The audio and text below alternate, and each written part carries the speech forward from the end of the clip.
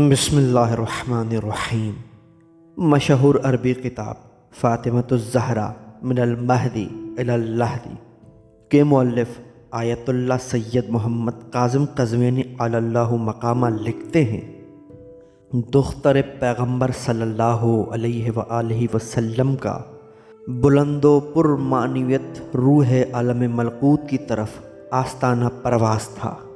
آپ سلام اللہ علیہ نے اس وقت خیال کیا کہ وہ باتیں جو ایک لمبے عرصے سے انہوں نے اپنے قلب مبارک میں چھپا رکھی ہے، آج ضروری ہے کہ ان سے اپنے شوہر کو مطلع کر دیں، تاکہ جس قدر ممکن ہو ان پر عمل کیا جائے، کیونکہ ان کی وصیت بہت زیادہ اہم اور تاریخی ہے۔ بغیر کسی کوتاہی و سستی کے انہیں عملی جامہ پہنایا جائے۔ جب آپ گھریلو امور سے فارغ ہوئیں تو اپنے بستر پر تشریف لائیں اور حضرت امیر علیہ السلام سے فرمایا، اے میرے چچا کے عظیم فرزند، آج اس دنیا سے کوچ کرنے والی ہوں، لمحہ بلمحہ اپنی منزل کے قریب ہو رہی ہوں اور اپنے والد گرامی سے لاحق ہونے والی ہوں۔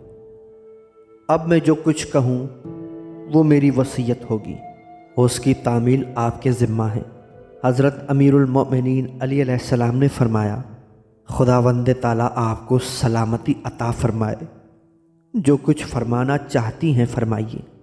حضرت امیر علیہ السلام بطول معظمہ کے سرہانے بیٹھ گئے اور اس وقت جو لوگ حجرہ میں تھے ان سب کو باہر جانے کا کہہ دیا، تاکہ ان کی زوجہ محترمہ جو کچھ کہنا چاہتی ہیں وہ بیان کر دیں۔ حضرت فاطمۃ الزہرا سلام اللہ علیہ نے فرمایا، اے میرے چچا کے گراں قدر فرزند، آپ علیہ السلام نے مجھے اپنی تمام زندگی میں راست گو، پسندیدہ کردار اور امانت دار پایا ہے۔ آپ علیہ السلام نے اس پسندیدہ روش سے مجھے کبھی دور نہیں دیکھا ہے۔ کیا ایسی بات ہے؟ حضرت امیر علیہ السلام نے فرمایا، خدا کی پناہ، مجھے خدا کی قسم، آپ سید الانبیاء کی دختر فرزانہ ہیں، بھلائیوں اور نیکیوں میں سب سے بڑھ کر ہیں، تقوی و اخلاص میں آپ کا کوئی ثانی نہیں ہے، سب سے زیادہ محترم و مکرم ہیں، خدا خوفی میں اعلیٰ و عرفہ مقام کی حامل ہیں۔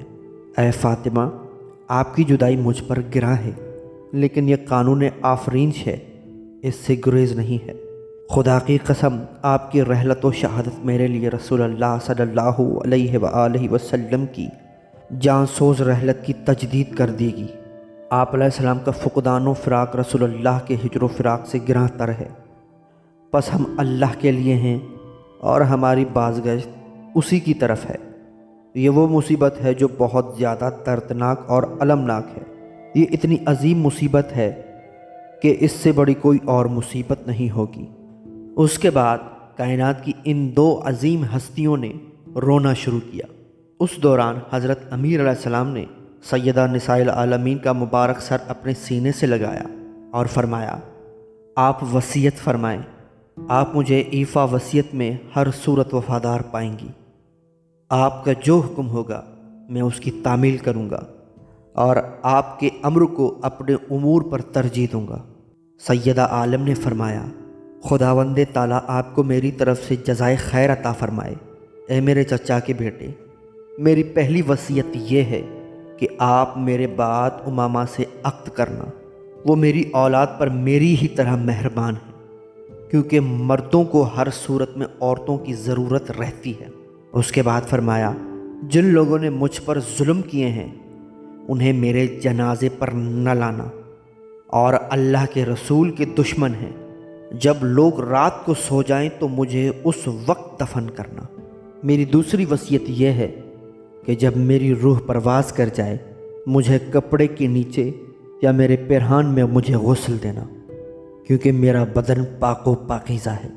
مجھے رسول اکرم صلی اللہ علیہ وآلہ وسلم کے باقی ماندہ حنوط سے حنوط کرنا، میری نماز جنازہ میں صرف ان لوگوں کو شریک کرنا جو ہمارے اہل بیت سے بہت زیادہ قربت رکھتے ہیں، مجھے رات کے وقت دفن کرنا، نہ دن کو، خفیہ دفن کرنا، ظاہراً دفن نہ کرنا، اور میری قبر کو چھپا دینا۔ جن لوگوں نے مجھ پر ظلم کیے ہیں وہ میرے جنازے میں شرکت نہ کریں۔ اے میرے چچا کے فرزند، میں خوب جانتی ہوں میرے بعد آپ کو ہر صورت کسی عورت سے عقد کرنا ہوگا۔ اگر آپ کسی عورت سے عقد کر لیں تو ایک دن اور رات اس کے ساتھ رہنا اور دوسرا دن اور رات میری اولاد کے ساتھ گزارنا۔ پھر آپ سلام اللہ علیہ نے یہ اشعار پڑھے: ہاں اے بہترین ہادی و رہنما، اگر تو رونا چاہتا ہے تو مجھ پر رو اور اپنی آنکھوں سے اشکوں کے سیلاب جاری کر، کیونکہ یہ روز فراق و فقدان کا روز ہے۔ اے ہمدم گراں قدر بطول، میں آپ کو اپنی اولاد کے بارے میں وصیت کرتی ہوں، کیونکہ وہ صرف آپ سے ہی مانوس ہیں۔ اگر مجھ پر گریہ کرنا چاہو تو میرے ان یتیموں پر رونا اور میرے اس شہزادے کو کبھی نہ بھولنا جو دشمنوں کے ہاتھوں نینوا میں قتل کر دیا جائے گا۔ حضرت امام محمد باقر علیہ السلام سے روایت ہے، جب بطول معظمہ نے وصیت کرنا چاہی تو حضرت امیر علیہ السلام سے فرمایا: اے ابو الحسن، رسول اللہ صلی اللہ علیہ وآلہ وسلم نے مجھ سے وعدہ کیا تھا اور مجھے فرمایا تھا کہ ان کی اہل بیت میں سب سے پہلے میں ان سے لاحق ہونے والی ہوں، اور ایسا ہو کر رہنا ہے۔ اللہ تعالیٰ کے فیصلے پر صبر کرنا اور اس کی قضا پر راضی رہنا۔ حضرت امام جعفر صادق علیہ السلام سے روایت ہے کہ جب خاتون جنت کی رحلت کا وقت قریب آیا تو آپ علیہ السلام رونے لگی۔ حضرت امیر علیہ السلام نے پوچھا: اے دختر پیغمبر، آپ کیوں رو رہی ہیں؟ سیدہ عالم نے فرمایا: میں اس لیے رو رہی ہوں کہ میرے بعد آپ کے ساتھ کیسا سلوک کیا جائے گا۔ آپ علیہ السلام نے فرمایا: اللہ کی اطاعت کے مقابلے میں سب ہیچ ہے۔ ایک اور روایت میں ہے کہ خاتون بہشت نے حضرت امام علی علیہ السلام سے فرمایا: اے ابو الحسن، مجھے آپ سے ایک کام ہے۔ آپ علیہ السلام نے فرمایا: فرمائیے۔ سیدہ عالم نے فرمایا: آپ کو اللہ کی قسم مجھ پر فلاں فلاں نماز نہ پڑھیں۔ جی ہاں، سیدہ عالم کی یہ وہ بعض وصیتیں ہیں جن سے واضح ہے کہ آپ کو اس دور کے ماحول و معاشرے سے تکالیف پہنچی تھیں۔ یہ ان تکالیف کا اظہار ہے۔ آپ چاہتی تھیں کہ اس طرح وہ اپنا نام ان لوگوں میں لکھوا دیں کہ جن پر مظالم ڈھائے گئے اور ان کے حقوق کو غصب کیا گیا، تاکہ ان کا اسم مظلومیت و حرمان کی علامت بن جائے۔ آپ علیہ السلام نے وصیت فرمائی کہ کچھ لوگ ان کے جنازے میں شرکت نہ کریں۔ آپ علیہ السلام نے اس طریقے سے تاریخ میں یہ ثبت کرا دیا کہ وہ مظلومہ ہیں۔ آپ علیہ السلام نے فرمایا: میرے جنازے میں وہ لوگ شرکت نہ کریں کہ جن کے ضمائر انحرافی نہ ہوں۔ سیدہ عالم نے اپنے شوہر نامدار کو کچھ دوسری وصیتیں بھی کی تھیں۔ آپ علیہ السلام نے فرمایا تھا: گاہے بگاہے میری قبر پر آنا اور قرآن مجید کی تلاوت کرنا۔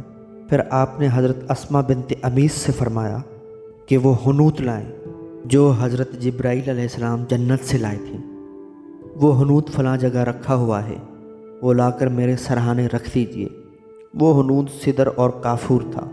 حضرت امام علی علیہ السلام سے روایت ہے کہ آپ علیہ السلام نے فرمایا کہ رسول اللہ صلی اللہ علیہ وآلہ وسلم نے اپنی رحلت سے قبل مجھے اپنے ہاں بلایا، حالانکہ اس وقت میں اور ان کی دختر حضرت فاطمۃ الزہرا سلام اللہ علیہا ان کے حضور حاضر تھے۔ انہوں نے ہم دونوں سے خطاب کیا: علی جان، فاطمہ جان، یہ بہشتی حنوط ہے، میرے لیے فرشتہ وہی جنت سے لائے ہیں، اور وہ آپ علیہ السلام دونوں کو سلام کہہ رہے ہیں، اور انہوں نے آپ سے کہا ہے کہ اس میں سے ایک حصہ پیغمبر کا ہے اور باقی آپ دونوں کے لیے ہے۔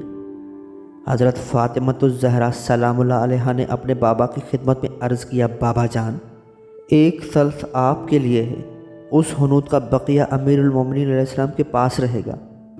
جب پیغمبر علیہ السلام نے اپنی دختر کی یہ بات سنی تو رونے لگے اور اپنی بیٹی کو اپنے سینے سے لگایا اور فرمایا: آپ توفیق یافتہ، دانش مند، ہدایت یافتہ اور الہام شدہ ہیں۔ اس وقت آپ صلی اللہ علیہ وآلہ وسلم نے حضرت امیر علیہ السلام سے فرمایا کہ آپ باقی ماندہ حنوط کو کس طرح تقسیم کریں گے؟ حضرت امیر علیہ السلام نے فرمایا، اس کا نصف آپ کی دختر کے لیے ہے اور باقی نصف اسے دیا جائے گا جس کے بارے میں آپ صلی اللہ علیہ وآلہ وسلم فرمائیں گے۔ رسول اکرم صلی اللہ علیہ وآلہ وسلم نے فرمایا، باقی نصف آپ کے لیے ہوگا۔